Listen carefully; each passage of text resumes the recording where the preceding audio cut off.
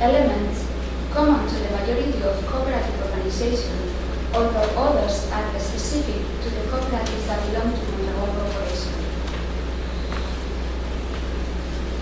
These basic principles are open and voluntary membership, democratic governance, sovereignty of labor, capital as subordinate and instrumental, participation in management, solidarity in compensation, intercooperation, social transformation, contributing to the social economy worldwide, and education. Let me explain the meaning and how they are put into practice. First principle, voluntary and open membership. This principle declares that we are open to all men and women, regardless of religion, race, gender, political conviction, or origin. The only criteria for acceptance are professional capability and a willingness to accept the existing rules. The second principle is democratic governance.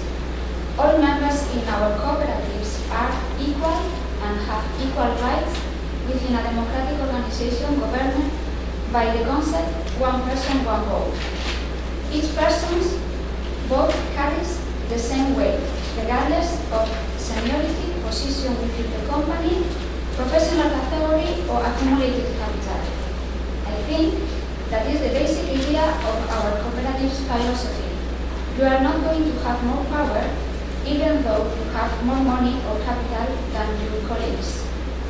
In conventional companies, that's the question. Having more money is having more power. Rights are given to labor, not to the capital. Third principle, sovereignty of labor.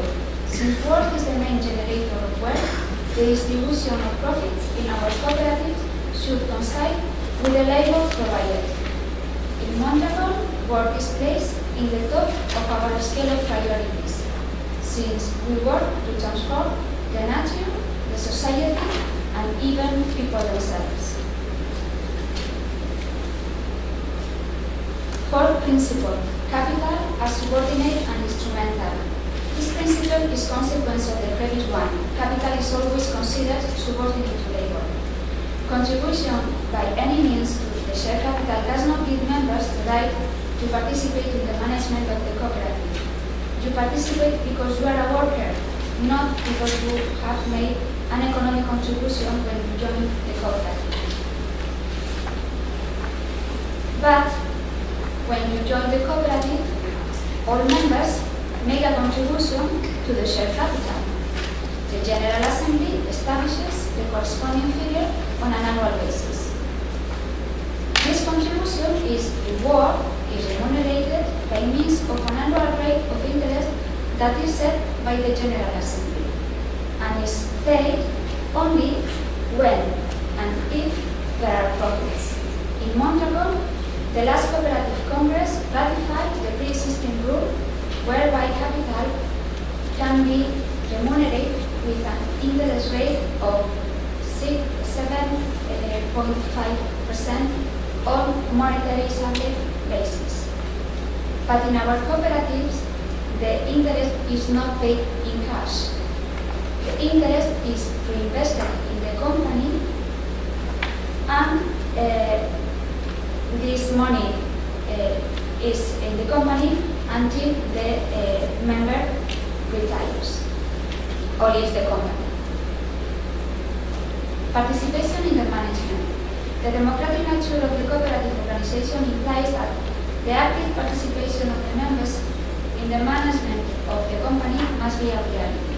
To achieve this goal, it is necessary to develop appropriate channels for professional and social transparent information and internal promotion. Solidarity in compensation. The salaries of the members of Mondragón cooperatives should be sufficient comparable with those of other salaried workers in the region. Each cooperative establishes the payment framework for its members, but this framework must be based on solidarity. Historically, the difference among wages was in a ratio of 3 to 1. Nowadays, the ratio is 1 to 6. That is, if the lowest wage is 1, the highest weights in the cooperative can be 6. Intercooperation. One of the most defining characteristics of Mondragon experience is intercooperation. And intercooperation is another expression of solidarity and is a basic requirement for efficient business practice. Let me explain some practical examples. Mondragon cooperatives may get financial support from the so-called intercooperative funds. These funds are managed by Mondragon headquarters, Mondragon Central Services, and are financed by the cooperatives that belong to the group. There are 3 kinds of intercooperative funds. The first one, called Central Intercooperation Fund, financed by annual contributions of 10% of profits by member cooperatives of the corporation. And these cooperatives may obtain funding to develop business projects, the size or risk factor of which may exceed the possibilities of the companies themselves or the divisions they belong to. The second fund is called Education and Intercooperative Promotion Fund.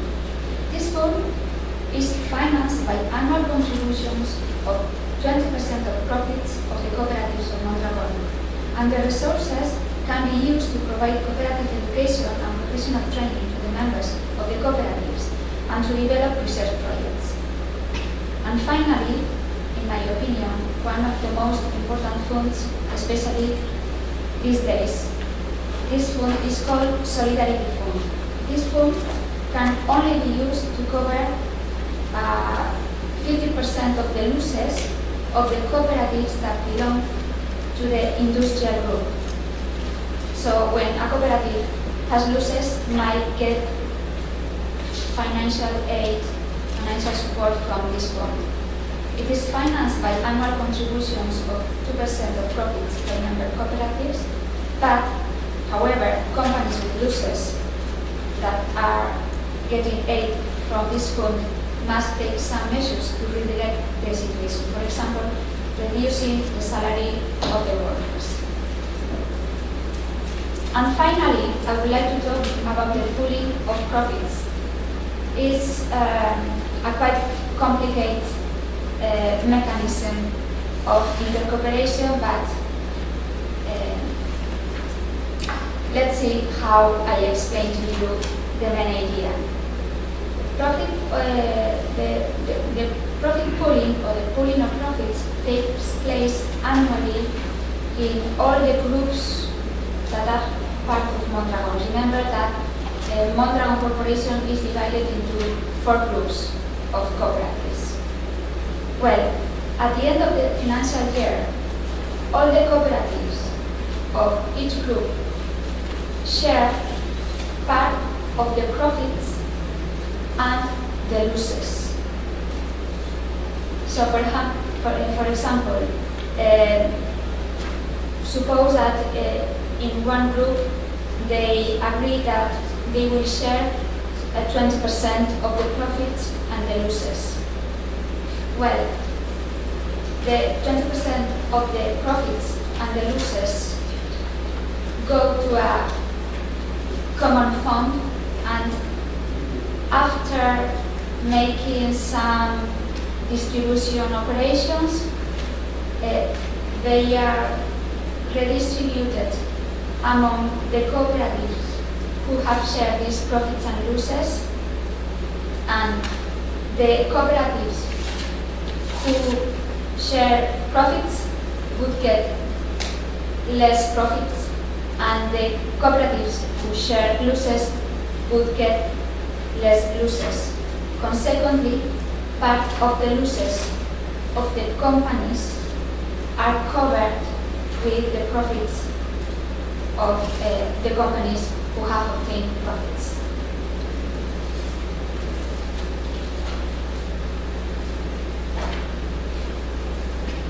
Eighth principle, social transformation.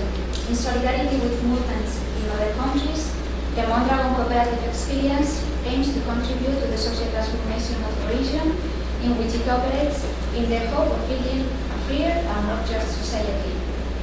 We reinvest the majority of our profits supporting community development initiatives, cooperating with other past social and economic institutions, and promoting local culture and social security policy based on solidarity and responsibility. And also, Mondragon Corporation strong local roots are compatible with its universal vocation, which proclaims its solidarity with all those who work towards economic democracy in the field of social economy and share the common objectives of the international cooperative movement: peace, justice, and development. And finally, the last basic principle, in my opinion, the most important one: education. The development of the principles I have described is only possible if sufficient attention is paid to education and the necessary human and economic resources are provided for both cooperative and professional training. Special attention should be also paid to young people on whose shoulders the future development and consolidation of Mondragon cooperative experience rests. To put in practice this principle, different training and education centers were created. For example, Mondragon University, where I work, and here you can see a picture of the business faculty where my desk is located. Well, this is my presentation. Thank you very much for your attention, and if you have any other questions, I will be very pleased to answer you.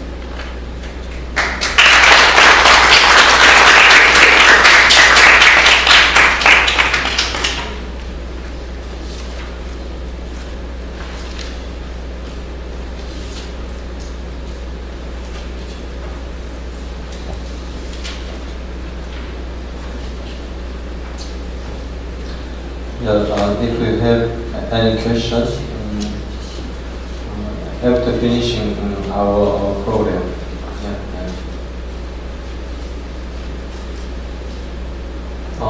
Thank you for your grateful and nice presentation, and Professor Rani and Professor Isaskan.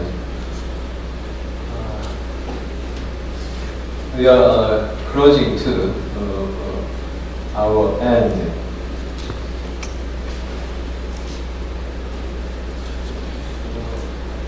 Last, yeah. Yes, okay, yeah. I would like to make short of my presentation. Purpose of sharing the skill and the knowledge derived from experiences of national trust. Yeah.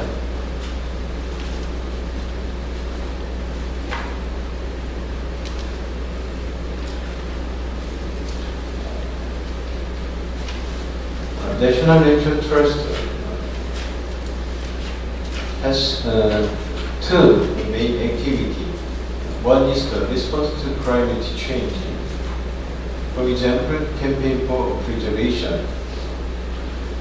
One is the conservation activity for Jeju Gotjawal. This is the photo of Jeju Gotjawal. And our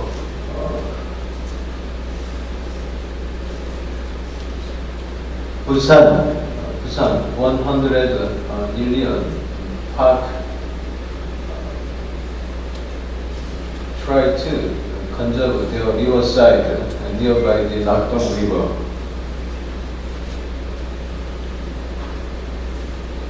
And then we are making partnership with the government. We made the memorandum of agreement with the National Forest in Korea, and we also making network with the civilian group, with the NGOs in Jeju Island.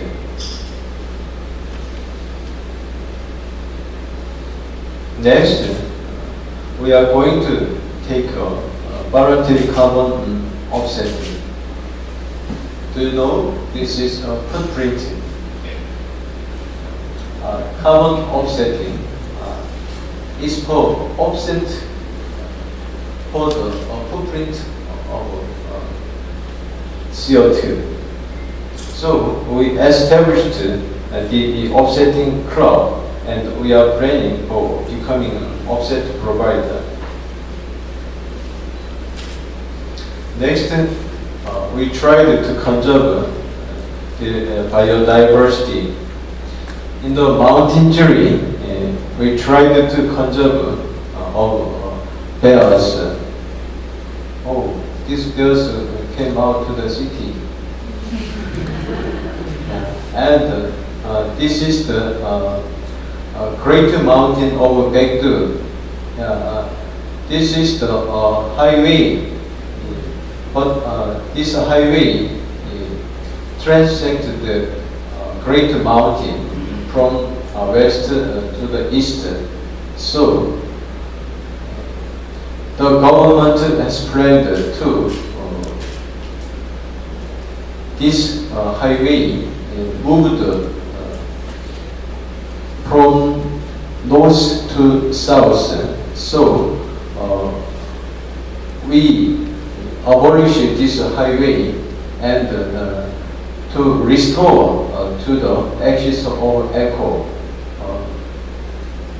in the province of Jiangsu, Jeollabuk-do province.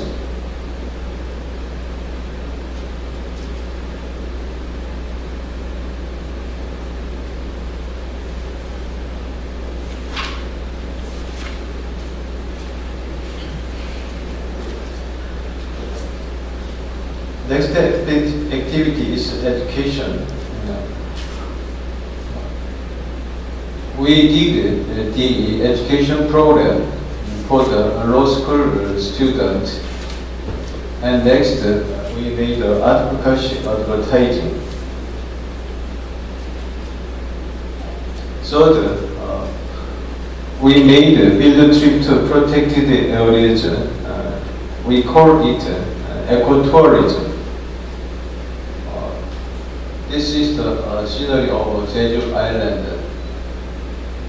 and this is the forest of Gojawar, and this is a geological monument in Jeju Island. This is the photo of DMZ. Next year, we are going to set to make a Global Network Trust 27th July. This is the demarcation line. This part is north side, that is to say North Korea, and this is the side of South Korea. This area is the militarized zone. The wide is 4 kilometers. To the north side, 2 kilometers, and to the south, 2 kilometers.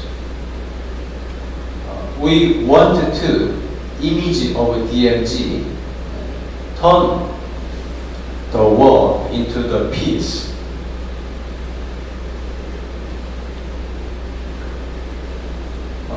Professor Rennie suggested, insisted the importance of the contract. I think the model of Philippines is the contract, the government and community. That is to say, the contract made the government between the community. But our conservation contract is the community-based model. We are not the government. We are also NPO. But we try to make conservation contract with another NGOs or with local people. According to our article 19, they describe preservation agreement under the National Trust Act.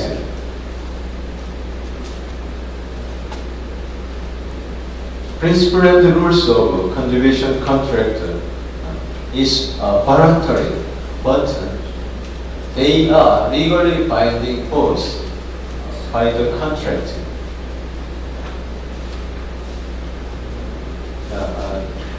This is the format of nature conservation contract between National Nature Trust and the local people. Purpose, content of contract, method of management, operation of assets, inevitable circumstances, legal resources. According to this principle, we made the nature conservation contract in this year, January. Landowner is Saint Benedict Vegan Abbey and trust Carthusian Monastery in Korea, and the trustee is we, National Nature Trust in Korea. Do you know the Carthusian Monastery?